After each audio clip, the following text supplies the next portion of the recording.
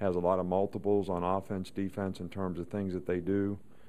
So I think the mental preparation between here and there is what's really, really important. You know, we all own our own future by how we think, what we do, what our attitude is, how positive we are about the things that we want to accomplish. And I think it's an important time, this time of the season, that the players sort of, you know, think of that and have gratitude for the opportunities that they have. You know, and our thoughts and condolences as an organization and a team, every player, every coach, everybody in our organization, to Nick Bell and his family, Mississippi State player who was friends of some of our players. You know, it's you always feel badly when a young man who has such great future doesn't get the opportunity to fulfill it. And I think that's all the more reason that our players should have gratitude, and we all should, for the blessings that we have and all the good things that we have that we should be thankful for and make sure we think about every day. And I guess that's all of us. You know, we really don't have any injuries. You know, Kerry Murphy has practiced the last couple days. You know, DJ Fluker's practiced the whole time.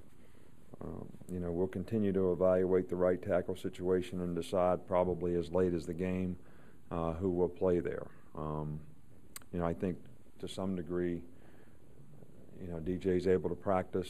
Is he 100%? That's what we'd have to evaluate. So, and that's what we'll do as we get closer and closer to the game. But Alfred's done a really good job at that position, so we're satisfied with what he's been able to do, and hopefully he'll continue to do a good job. You know, we went inside the last couple days because of the weather. I don't really like to go inside. We usually go in on Thursday only because a little bit, especially when we're playing on the road, to get noise and things like that.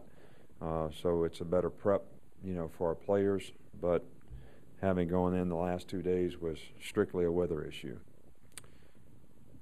Questions?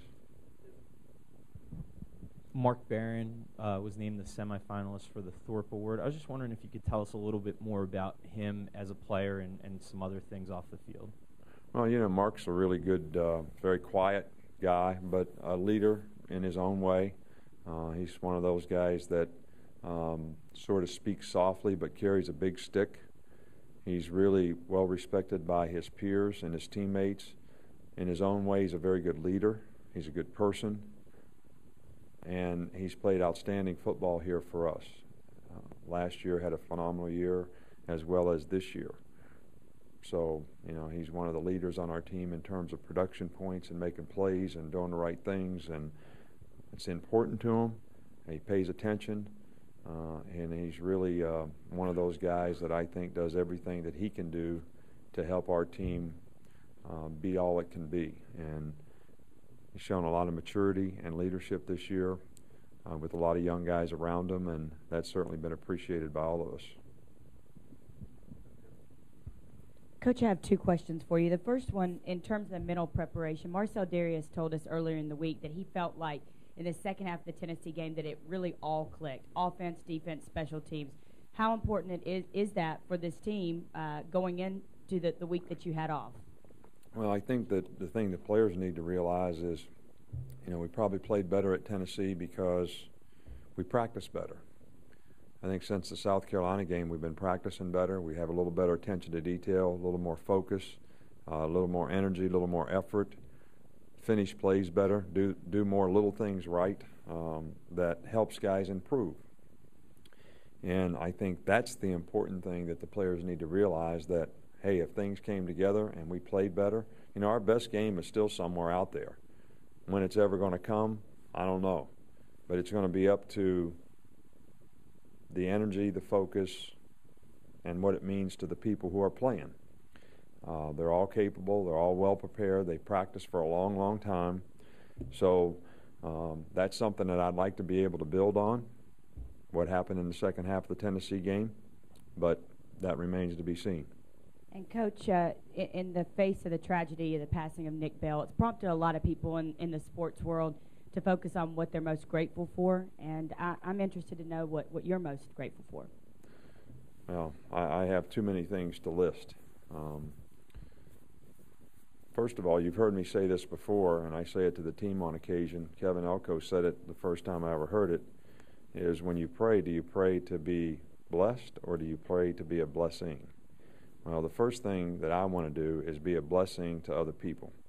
And I have a tremendous amount of gratitude and is very thankful to have the opportunity to be in an organization with a bunch of young people that you may have some impact on, to be a father, to have children that you may have some impact on, and to be a good spouse and a good partner and a good family person, and always have compassion for other people and care about what might be important to them and be helpful to them. We've been very fortunate to have a lot, but the thing that makes us feel best is being gracious and giving. So that's the thing that I guess is most important to me. Coach, can you talk about preparing for LSU's two different quarterbacks? Well, I think that in this case, there's a significant difference between the style of the two quarterbacks, so it does make a bit of a difference. Jefferson is more of a running.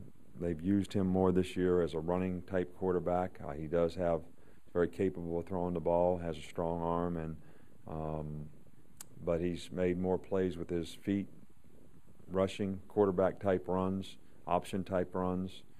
They've always used him that way to some degree. I think Jerry is more of a passer, even though they run some of the same plays.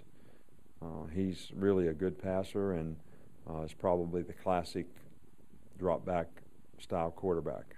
You know, he gets rid of the ball quick. He's obviously a pretty bright guy, gets it to the right guys in the right places. So there's a little bit of difference in terms of what they do when they're in the game and how they play.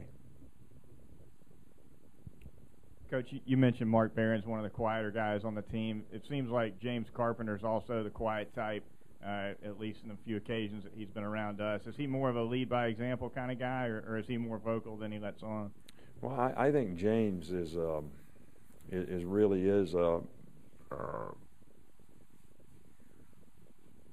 does a great job. You know, I mean, he works hard, doesn't say anything. You know, never speaks unless spoken to. But that doesn't make him any more or less. So I guess you would say he's not really a vocal leader. But I think he leads by example. He does a good job with what he tries to do. He's never an issue, never a problem, never in trouble, never doesn't do the right thing. I don't even know that his name has ever come up since he's been here for missing class or anything. And he has an opportunity to graduate at the end of this semester. So this is a guy that's a good person, and I think he's developed a lot of confidence since he's been here. I think he would be one of the guys that the players would kid a little bit because he is so quiet.